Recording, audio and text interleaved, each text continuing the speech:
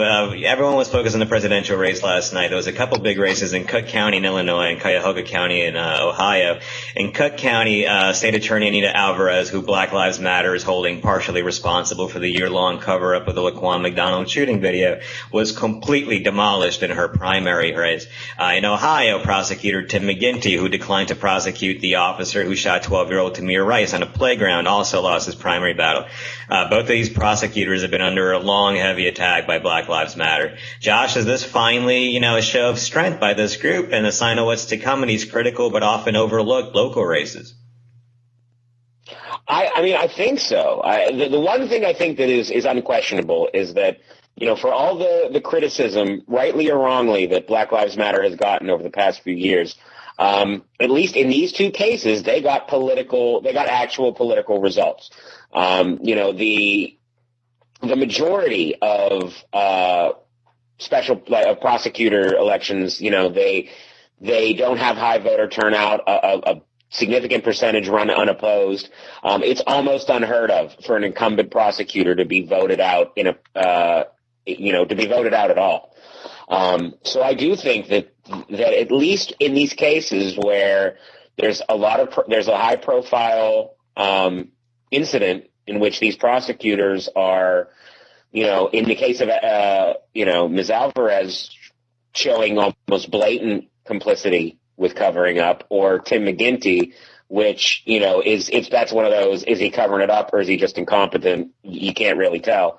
But I think it is impressive that people were like, oh, wait, we can change this. We have a say in who prosecutes these cases. And, I think it will hopefully spread out to further local sort of politics. But I don't know if that's going to be temporary because, again, these have the forgive the poor choice of words, but the benefit of the media attention surrounding those two cases. I still would bet that anyone watching right now, unless they are a very big politics nerd, has no idea who their prosecutor even is or if they've ever even voted for one. I mean, at the same time, and this isn't the only case. We saw the prosecution in the Freddie Gray case in Baltimore, which is still ongoing, that happened under a lot of pressure from these groups. And what were you going to say, Peter? Oh, two things. First, I agree with Josh. Most people have no idea who the prosecutor is or when he or she comes up for re-election. But those prosecutors may be watching these races and keeping that may be influencing them when they see a guy who was anonymous like McGinty or the woman in Chicago who was anonymous to the voters suddenly come to the voters' attention and get kicked out of office. That may hopefully influence their behavior, and they may need to take a tougher stand to preserve themselves, lest Black Lives Matter bring their name into the public eye on the next election. The other thing, and Josh talked about the benefit of high profile, and I think that landscape is changing dramatically with the technology. Once upon a time, there were 3 network news stations that played at 7 o'clock to 7:30 every night. And if you didn't get 2 minutes on Cronkite, you didn't exist. One of the things that's really kicked this all into such high gear is the ubiquitous nature of cell phone video and the places to put it. You can get something up on a very big platform like YouTube, basically almost in real time. And the public is judging these things themselves for the very first time. Only the most ignorant prosecutor could look at the Laquan video and see shades of gray there. I think the public looks at that and says, of course the cops are guilty. And I think that's going to continue. And the smartness of Black Lives Matter and others who are using this new media, I think they're going to really, hopefully, maybe, possibly, please make a difference. Well, Eric. Well, remember, Peter, this wasn't. People.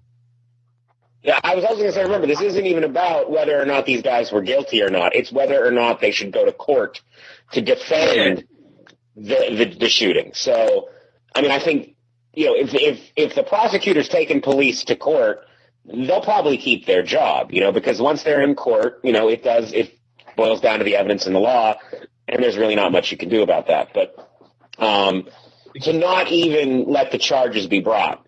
And again, in Alvarez's case, which again is just, it's amazing, it's stunning at how hard they fought to keep that video from being released. And then as soon as the video was released, she filed charges because fucking obviously. So yeah, that was just a huge. Yeah, in Tim McGinty's case, he appeared to have actively steered the grand jury away from indicting the officer Timothy Lohman who shot Tamir Rice. So that one was even worse, at least in Anita Alvarez's case. Yeah, well, they all do that. I mean, these brought charges eventually. They were saying that the same thing happened with Robert McCullough. Wasn't that the Ferguson guy? Yep. Yeah, Ferguson. They said that. Yeah, they said he would do that too. He was basically he would present the witness testimony of someone whose story agreed with police way differently than he would present witness testimony that was in favor of Michael Brown. I think, if I could interject for a second. Well, I was going to say, I think the key to the Black Lives Matter movement is they have to get behind cases where it's unjustified.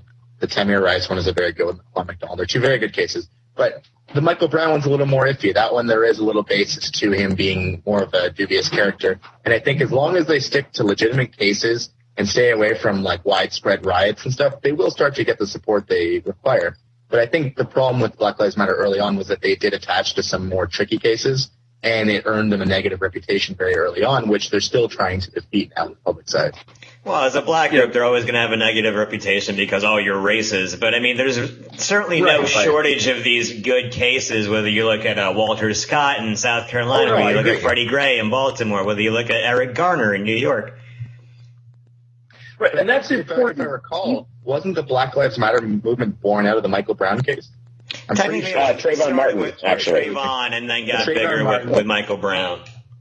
Okay. But the bad cases along with the good cases, using those terms as we do in this argument, I think there's still value in that because there's this cumulative effect. Yeah. You know, there's certain point where Mr. and Mrs. don't pay that much attention of America can't avoid hearing about these things. And so when you take Trayvon and Michael and Eric and Tamir, and you just keep putting one of these out there, I mean, because you can find a new one practically, every other day. It hits a certain critical mass where even loser Americans start to understand something that's been going on in the black community for forever is now in front of their face. Their whole website's devoted to this. I mean, some of them do it, perhaps we're guilty a little bit, basically for the shock value or the circus, like, I can't believe what happened today. But, I mean, the cumulative effect is the same. Look, this is really what's going on. You can't choose to not believe it because it's a black kid. I mean, here's the video. See what happened. Try to figure out yourself if there's any gray area. If the cop we saw the cop the other day who was pepper spraying motorcyclists as they went by. There was a great video that came out of Cincinnati where a cop was harassing the hell out of an African-American guy. And the guy had the cell phone running long before the cop even, the guy was walking around narrating his morning for some odd reason. But the point is there was context, there was detail. You can't ignore these things, and maybe it'll hit a mass that'll stop this.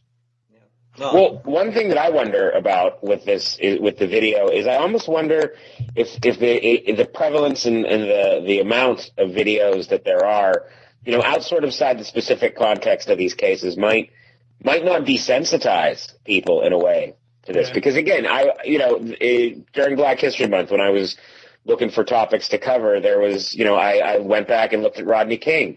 And the thing that I didn't remember until I was, actively looking into it and remembering that time was that, in that video, we just saw police, hit a man with sticks a couple dozen times, and a nation was horrified.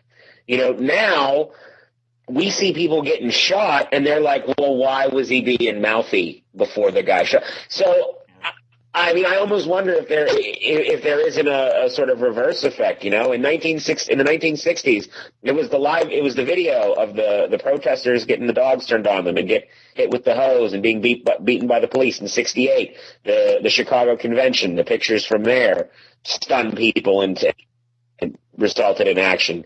Rodney King. Now, with a new video every day, it almost becomes easier to ignore.